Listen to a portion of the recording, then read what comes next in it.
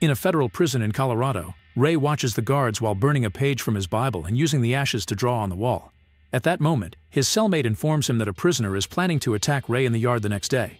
When the time comes, Ray attacks first and quickly overpowers two other prisoners, fighting like a pro and severely injuring them in the process. The guards immediately capture Ray and take him to solitary confinement, where he's allowed to keep his Bible. As days pass, Ray studies the guards' routines, like their smoking breaks and the use of a keypad lock. Ray also starts making little balls with toilet paper and water, which he hides inside the toilet paper tube. When they bring him lunch, he extracts a transparent plastic sheet from the milk carton. One afternoon, Ray asks a guard for the time, then he starts counting for himself.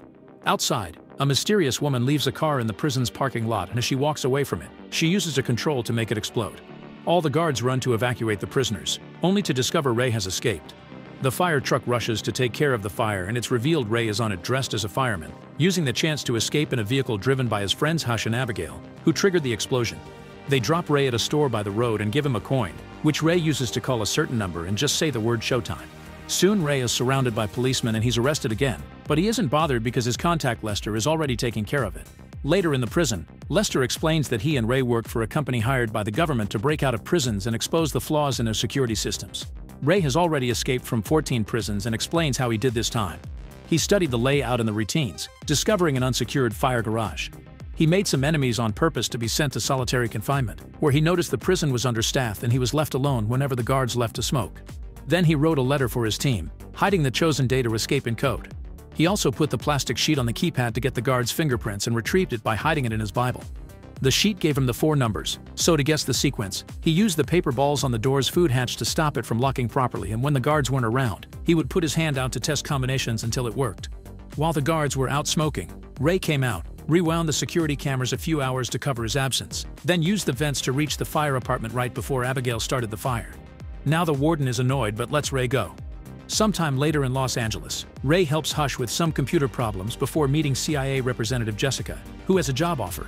She explains that the CIA has created a new prison whose location can't be shared with Ray or his team, but if he manages to escape from it, they'll pay $5 million instead of the usual $2.5.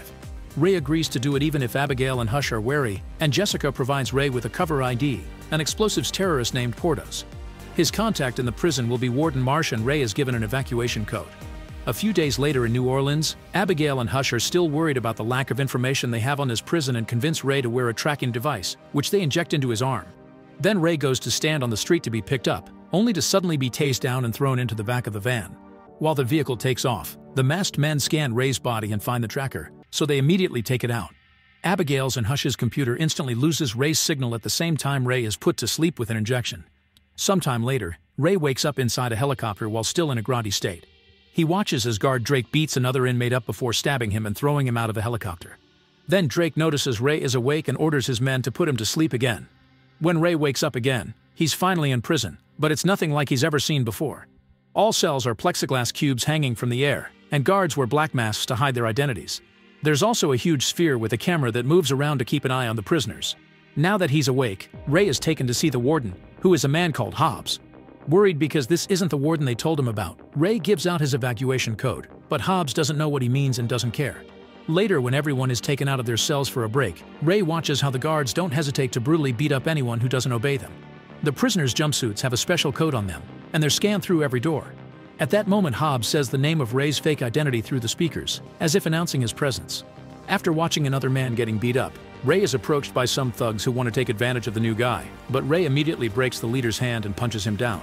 Before the others can react, prisoner Emil tells them to back away. Emil tries to befriend Ray and explains he used to work for Monheim, a powerful man who stole from the rich to give to the poor. Monheim is a wanted man, but Emil refuses to tell Hobbs anything. However, Ray doesn't care about Emil's story. Meanwhile, Hobbs scolds Drake for killing that inmate since it was a capture for a client, implying many people here aren't criminals and they just got on someone's bad side. It's also revealed he has the book Ray wrote. The rest of the day, Ray continues to study the layout of the prison and the behavior of the inmates, like noticing the Muslim prisoners that still pray even if they can't see the sunset. Emil notices Ray watches everything and points out he's the guy to go for favors, so Ray explains he needs to get into the isolation area. Eager to help, Emil immediately punches him and makes him fall, but when Ray punches back, Emil just laughs. Then Ray starts hitting him harder and an actual fight ensues until the guards come to drag Ray and Emil to the isolation area. The isolation rooms are tiny metal boxes with blinding lights on the side, which torture the prisoners with unbearable heat. Ray does his best to withstand the suffering and inspects the box for anything he can use to escape. A few days later, Dr. Kyrie comes to check on Ray's health and Ray tries to get information from him, but Kyrie doesn't say anything. On his way out, Kyrie is approached by Drake, who demands to know what they talked about. Kyrie lies, which tells Ray he may have a conscience after all.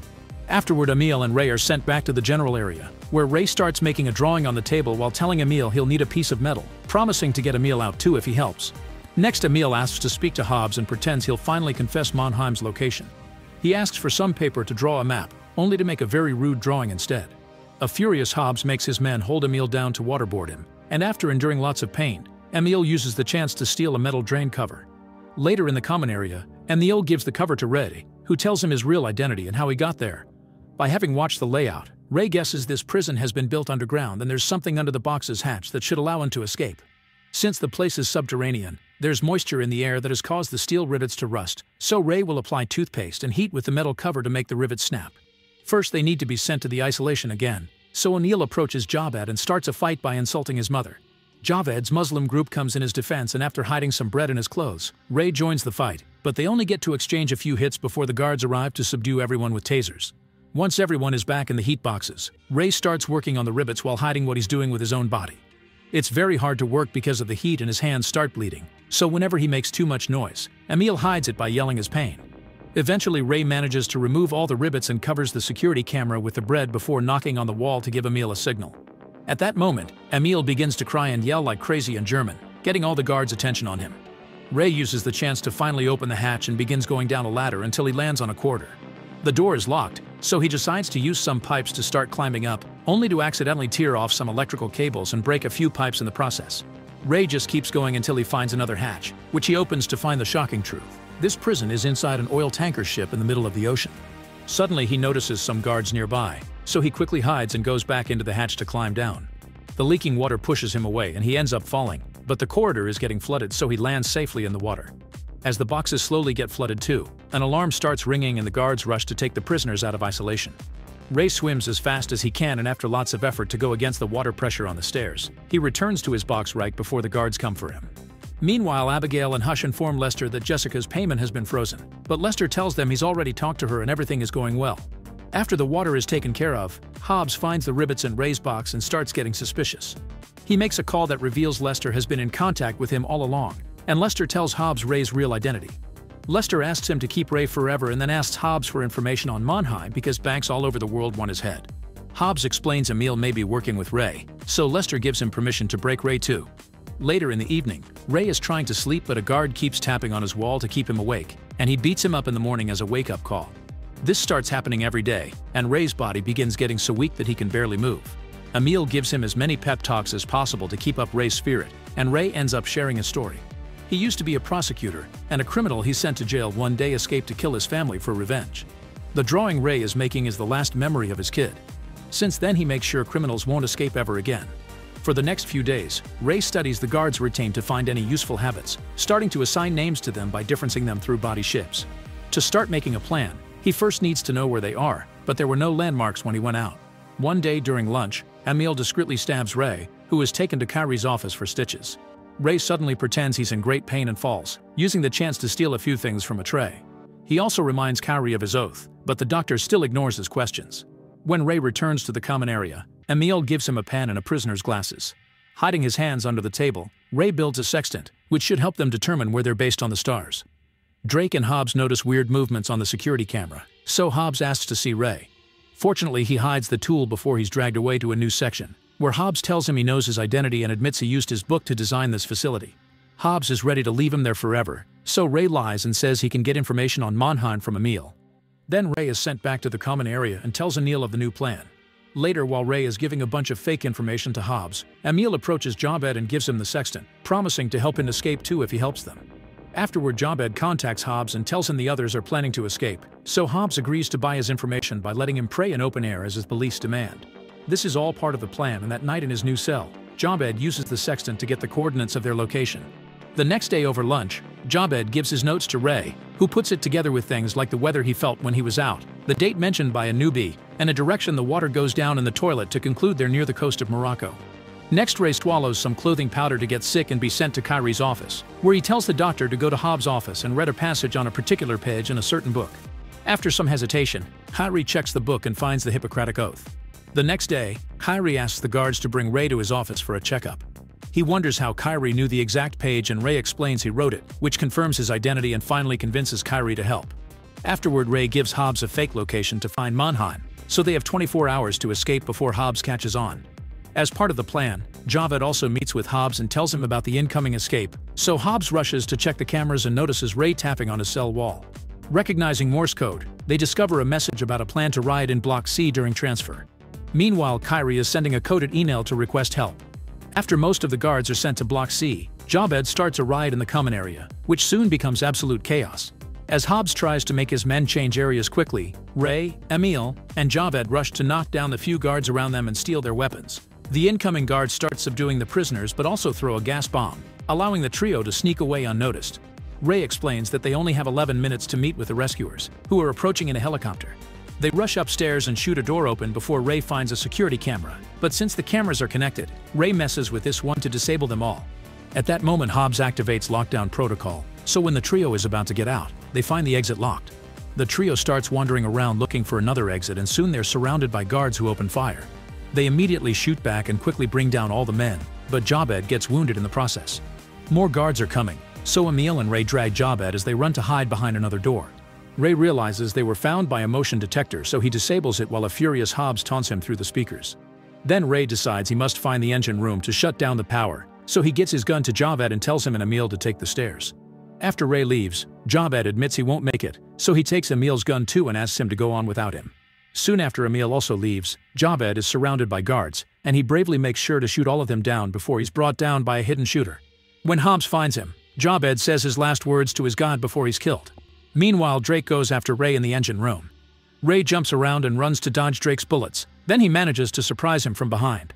In the struggle, Drake loses his gun, but he takes out a knife and a hand-to-hand fight ensues.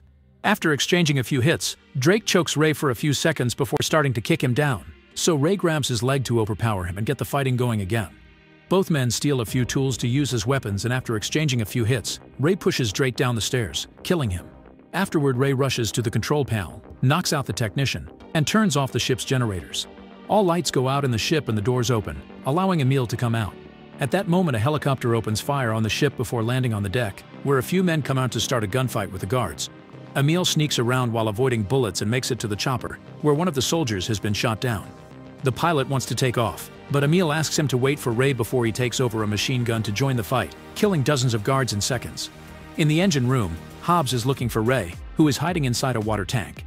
At that moment, the guards turn the ship's systems back on, so Emil has no choice but to leave with his guys in the helicopter.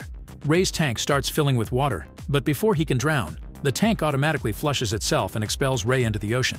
He immediately swims to the surface and Emil throws a ladder down for him, but as he climbs up, Hobbs and the guards open fire on them. Emil gives Ray a gun and they both fire back until Emil gets wounded in the shoulder. Hobbs keeps missing his moving target and Ray uses the chance to shoot a bunch of oil tanks, causing a big explosion that kills Hobbs. A few hours later, the helicopter drops the duo on the Moroccan beach, where they're picked up by Jessica. It turns out Emil is Mannheim and Jessica is his daughter, so she hired Ray to get her dad out of prison. She also confirms that Lester is dirty and betrayed her too. Sometime later, Ray reunites with Abigail, who has acquired information on Lester. He had been offered to be CEO of the prison program if Ray was unable to get out. Now Lester is trying to get away, but Hush is waiting for him in his car and quickly knocks him out.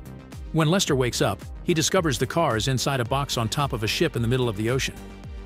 Make sure to subscribe and turn on notifications so you can watch more videos like this. Thanks for watching.